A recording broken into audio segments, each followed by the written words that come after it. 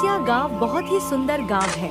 यहाँ लोग ज्यादातर खेतों में काम करके अपनी जीविका चलाते थे। उसी गांव में चितावर अपनी पत्नी सुरेखा और बेटे मोहन के साथ एक छोटे से घर में रहता है।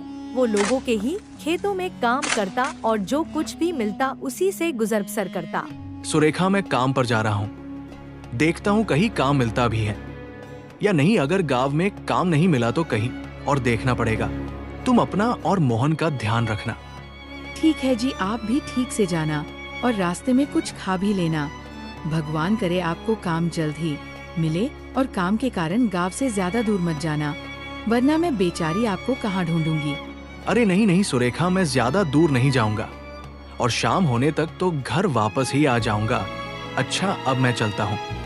चितावर ऐसा कहकर अपने घर से निकल जाता है। वो गांव के ही जमींदार जी के पास जाता है और काम पूछता है। नमस्ते जमींदार जी, मेरा नाम चितावर है। मैं इसी गांव में रहता हूँ। मैं घर के सभी काम करना जानता हूँ, जैसे कि खाना बनाना, घर की साफ सफाई करना। अगर आपके पास ऐसा कोई काम हो तो मुझे बताइए, मैं उसे जरूर कर दूंगा। अरे वैसे तो मैं तुम्हें नहीं जानता, पर आज मेरे कुछ नौकर नहीं आए हैं। अगर तू उनकी जगह काम कर सकता है तो देख ले। नहीं नहीं जमींदार जी, मुझे पूरा विश्वास है आपको मेरा काम बहुत ही ज्यादा पसंद आएगा, क्योंकि मैं काम बहुत ही अच्छे ढंग से करता हूँ। आप बस मुझे काम बताओ। तो फिर जा, अभी तू जाकर खाना ही बना दे और जब खाना बन जाए तो पूरे घर की सफाई कर देना। और एक बात कान खोल के सुन लो, मुझे काम में जरा सी भी काम चूड़ी पसंद नहीं है। मैंने पिछले कुछ नौकरों को काम चूड़ी के वजह से ही निकाला है, तो यह बात ध्यान में रहे। इसके बाद चितावर खाना बनाने लगता है। खाना बनाने के बाद वो पूरे घर की सफाई में जुट जाता है। अरे वाह जी, ये तो बहुत ही अच्छा काम कर रहा है। देखिए, खाना बना लिया और खाने की खुशबू भी बहुत ही अच्छी आ रही है। इतना ही नहीं, घर की सफाई भी बहुत अच्छा कर रहा है। आप इसे काम पर रख लीजिए। हाँ हाँ भाग्यवान, कह तो तुम ठीक ही रही हो। काम तो बहुत ही अच्छा कर रहा है। ठीक है, मैं इसे काम पर रख लेता हूँ। और एक बात पता है तुम्हें, यह तो बहुत ही कम पैसों में मान गया। चलो अच्छा ही है, कम पैसे भी देने पड़ेंगे और इतना अच्छा नौकर भी हमें मिल गया। जमींदार बहुत ही चालाक था। वह चितावर से कम पैसों में ही काम करवाता था। चितावर कुछ नहीं कहता, क्योंकि उसे पहले ही काम नहीं मिल रहा था और जब काम मिला तो उसे छोड़ना नहीं चाहता था। वहीं चितावर घर का सारा काम खत्म करके जमींदार के पास जाता है। जमींदार जी, मैंने अपना पूरा काम खत्म कर दिया है। अब आप देख लीजिए और मुझे बता दीजिए कि मैं कल से काम पर आऊं या नहीं। देखो भाई चितावर, तुम्हारा काम मेरी पत्नी को बहुत ही पसंद आया है, इसीलिए तुम कल से हर रोज मेरे घर काम करने चले आना। जी ठीक है जमींदार जी, मैं हर रोज काम पर आ जाऊंगा। जमींदार जी, लेकिन अगर कुछ पैसे मिल जाते तो बहुत मेहरबानी होती। अरे आज तुम्हारा काम का पहला दिन है और तुम्हें आज ही पैसे चाहिए।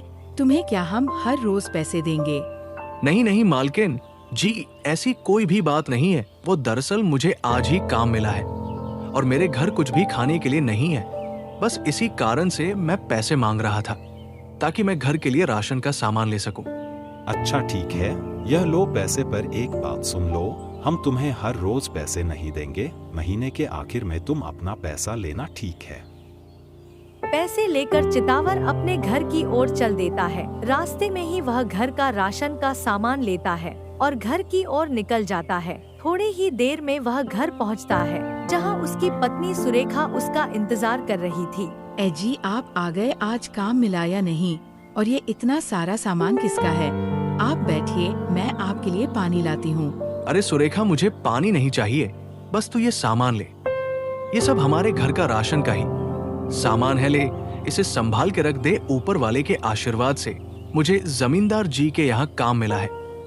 अब से मैं हर रोज वही जाऊंगा और वही मन लगाकर काम करूंगा। क्या जमींदार जी के घर? वो तो बहुत ही बड़े आदमी हैं। देखो जी, मैं वहाँ काम करने से आपको मना नहीं करूँगी, पर एक बात का ध्यान रखना, वो बड़े लोग हैं और बड़े लोगों से जितना दूर रहेंगे उतना हमारे लिए ही अच्छा है। अरे पगली, तू ऐसा क्यों कह रही है? वो तो बहुत ही अच्छे लोग हैं, देखा नहीं?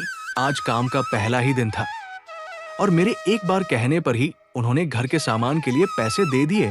तू बेकार की ही चिंता कर रही है। बस ये सामान ले और जल्दी से जाकर खाना बना दे मुझे बहुत जोरों से भूख लगी है। सुरेखा खाना बनाती है। खाना खाकर वे लोग सो जाते हैं। अगली सुबह चितावर जमींदार के घर काम करने निकल जाता है। तभी रास्ते में उसे उसका दोस्त मोटू मिलता है। अरे भाई चितावर, तू इतनी सुबह सुबह कहाँ जा रहा है? कहीं काम ढूंढने तो नहीं जा रहा है? चल साथ में ही चलते हैं। और बताओ, घर पर सब ठीक है? भाभी और मोहन कैसे है? हाँ मोटू भाई, सब कुछ ठीक है। सुरेखा और मोहन तो बिल्कुल ही ठीक है। मैं तो वो बड़े जमींदार जी है ना, जिनका बड़ा घर है, उन्हीं के यहाँ जा रहा हूँ। वहीं मुझे काम मिला है। अब तो मुझे काम ढूंढने की कोई जरूरत नहीं है। क्या तुम्हें जमींदार जी के यहाँ काम मिला है? तब तुम्हें काम ढूंढने की सही में कोई जरूरत नहीं है। चलो फिर, अगर मेरे लायक कोई काम हो तो बताना। सारी बातें होने के बाद दोनों अपने अपने रास्ते निकल जाते हैं। हर रोज चितावर जमींदार के घर जाता और काम खत्म कर शाम को अपने घर वापस आता। जमींदार के घर काम करने से चितावर की आर्थिक स्थिति में भी धीरे धीरे सुधार होने लगा। एक दिन जब वह जमींदार के घर पहुंचा। अरे आज तो जमींदार जी का घर बड़ा ही साफ सुथरा दिख रहा है। आज कोई त्योहार है क्या? पर अगर आज कोई त्योहार होता तो जमींदार जी मुझे जरूर बताते। एक काम करता हूँ, जाकर मालकिन जी से ही पूछ लेता हूँ। अरे चितावर आ गए तुम, चलो जल्दी से काम पे लग जाओ, आज बहुत सारा काम है। नमस्कार मालकिन जी, मैं तो आपके पास ही आ रहा था। आज कोई त्योहार है क्या? नहीं नहीं, आज कोई त्योहार नहीं है। आज मेरी और मेरे पति जी की शादी की सालगिरह है। आज शाम उसी की पार्टी है, तो बस उसी की तैयारी हो रही है। और सुनो, मैंने लिस्ट बना दिया है। शाम की पार्टी का खाना तुम ही बनाओगे। जी मालकिन जी, मैं सब कुछ समझ गया। अब आप बिल्कुल भी चिंता मत कीजिए। मैं खाना बहुत ही अच्छा बनाऊंगा और आपके सभी मेहमानों को पसंद भी आएगा। वो तो उंगलियां चाट चाट कर खाएंगे। और मालकिन जी, आपको और जमींदार जी को शादी की सालगिरह की ढेर सारी शुभकामनाएं। मालकिन से बात करके चितावर शाम की पार्टी की तैयारियों में जुट जाता है। वो मालकिन के दिए हुए लिस्ट के हिसाब से सभी तरह की खाने की तैयारी करने लगता है। चलो सुबह से लगा था, अब जाके खाना बना है। मालकिन जी ने जैसा बोला था, सब खाना उसी हिसाब से बनाया है। अब बस सबको खाना पसंद आ जाए। अच्छा, अगर कहीं खाने में कुछ गड़बड़ी हुई तो एक काम करता हूँ, मालकिन जी को थोड़ा सा खाना चखा देता हूँ। अगर कुछ गड़बड़ी हुई तो मैं उसे ठीक कर दूंगा। चितावर सभी खाने से थोड़ा थोड़ा लेकर मालकिन के पास जाता है और उन्हें चखाता है। मालकिन को खाना बहुत पसंद आता है। भाई वाह, मजा आ गया। खाना एकदम रेस्टोरेंट जैसा बना है। चितावर, सब खाना अच्छे से खाने की मेज पर रख दो। तुमने बहुत ही अच्छा खाना बनाया है। मैं अपने पति जी से तुम्हें इनाम दिलवाऊंगी। इनाम की बातें सुनकर बाकी के सभी नौकर चितावर से जलने लगते हैं।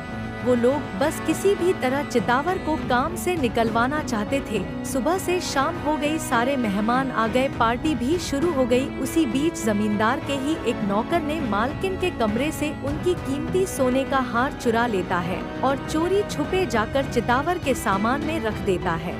मालकिन जब तैयार होने के लिए अपना वो कीमती हार ढूंढती है, तब उन्हें हार नहीं मिलती और यह बात जाकर वह अपने पति जी से कहती है। कमरे से मेरी सबसे कीमती हार गायब है।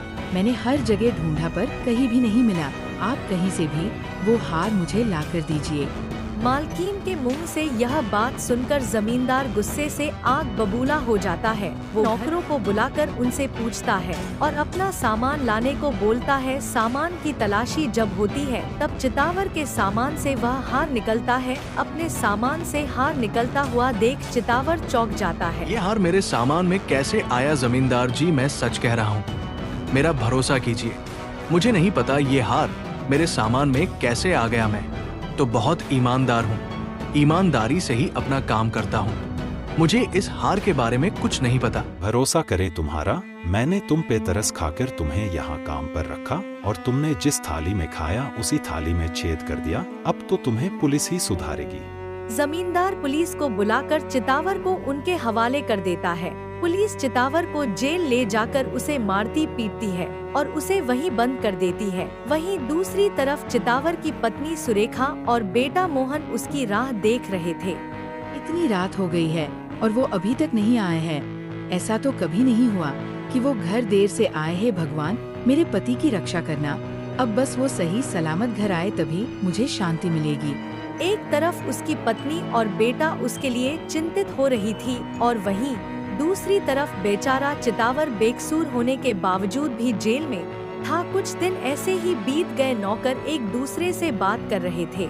अरे देखो, उस बेवकूफ चितावर को हार हमने चुराकर उसके सामान में रख दिया और जमींदार ने उसे जेल भेज दिया। बड़ा आया इनाम लेने वाला। अब तो जमींदार जी खुद उसे कभी वापस अपने घर काम पर नहीं रखेंगे। नौकर की यह सारी बात जमींदार सुन लेते हैं। जमींदार उन दोनों को पुलिस के हवाले कर देता है और चितावर को जेल से छुड़वाता है। चितावर, मुझे माफ कर दो, मैंने तुम्हें बहुत गलत समझा और बहुत बुरा भला कहा। हो सके तो मुझे माफ कर दो और कल से पहले की तरह वापस काम पर भी आना।